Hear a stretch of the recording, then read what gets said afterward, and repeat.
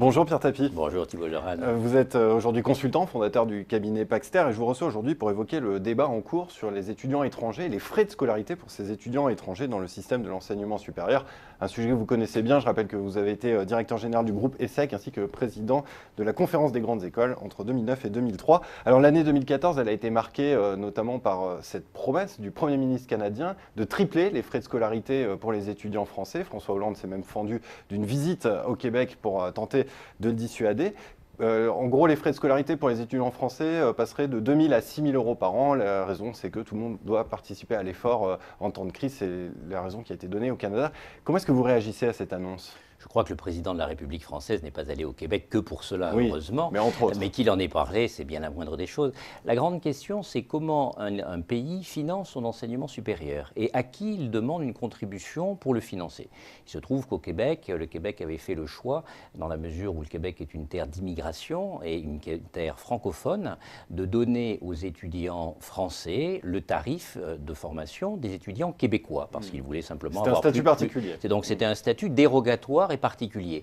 Qu'à un moment donné, le gouvernement du Québec préfère passer de ce statut-là à un statut où les étudiants français, qui ne sont pas ceux qui ont le plus petit pouvoir d'achat par rapport à d'autres étudiants qui viennent d'autres pays plus pauvres, en leur demandant le prix normal, tout en étant compensé par un certain nombre de bourses, n'est pas forcément aberrant. Vous voyez qu'il y a un équilibre entre deux types de politiques. Je me garderai bien d'émettre un jugement sur la politique d'un gouvernement étranger. Les deux ont leur cohérence et qu'on passe d'une politique à l'autre n'est pas forcément absurde à un moment donné. Alors néanmoins, cela pose la problématique de la modulation des frais de scolarité. Les pays qui attirent le plus d'étudiants étrangers aujourd'hui, le Royaume-Uni, les États-Unis et l'Australie, modulent tous les frais de scolarité. Est-ce que la France doit suivre le même chemin ? Oui, profondément. Oui. C'est la proposition que j'avais faite dans un grand article dans Le Monde le 1er mars 2011. Donc vous voyez que ça date déjà de 3 ans et demi. Vous étiez président de la conférence des grandes écoles. Président de la conférence des grandes écoles à ce moment-là. Et nous avions dit, on peut en France tripler le nombre d'étudiants étrangers que nous accueillons sur notre sol. On peut le faire pour l'influence de la France. On peut le faire parce que la France a un excellent système d'enseignement supérieur. Pourquoi ne pas en faire bénéficier une part bien plus grande de la population ? Et pourquoi surtout, en termes de grey power et de soft power, ne pas attirer en France des gens qui demain seront nos relais commerciaux, philosophiques, diplomatiques, etc., dans un nombre bien plus grand de pays. Simplement, la France n'a pas aujourd'hui les ressources qui lui permettraient de tripler les 3 milliards d'euros par an qu'elle choisit d'investir sur la formation d'étudiants étrangers non payants. Donc il faut leur faire payer plus. Donc il faut que si la France a l'ambition d'accueillir beaucoup plus d'étudiants étrangers, le système d'accueil de ces étudiants étrangers se fasse de telle sorte qu'il soit autofinancé, et qu'il soit autofinancé par les étudiants étrangers.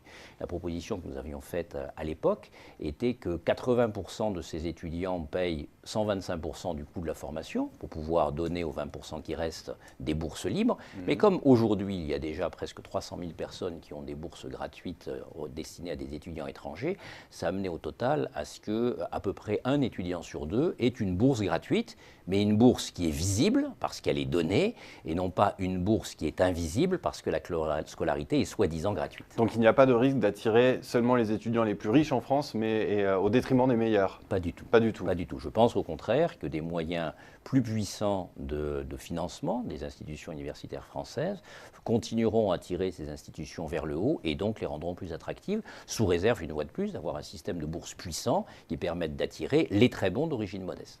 On est entré dans une compétition mondiale pour attirer les étudiants étrangers sur les différents territoires, dont la France. Est-ce qu'il n'y a pas une incompatibilité entre rehausser les frais de scolarité, ce qui pourrait être perçu comme un mauvais signal, et cette volonté d'attirer les meilleurs éléments en France? C'est exactement l'inverse. Quand vous êtes à Shanghai ou quand vous êtes à Buenos Aires, quelque chose qui est gratuit a moins de valeur que quelque chose qui vaut 40 000 $. Donc au contraire, aujourd'hui, c'est ce que dit d'ailleurs très bien Jean Tirole, le prix Nobel de l'économie, aujourd'hui, en donnant le signal que la chose est gratuite, on donne plutôt un signal de qualité médiocre.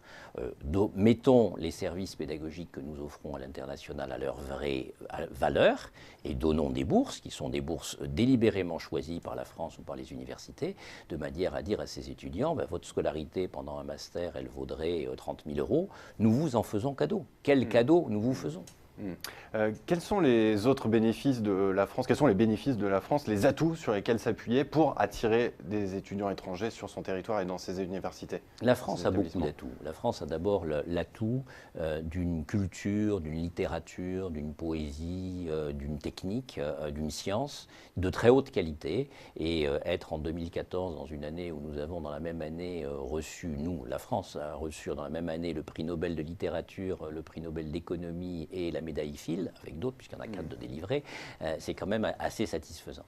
La recherche française est une recherche admirée dans le monde entier et nous avons un certain nombre d'établissements qui sont des établissements très attractifs.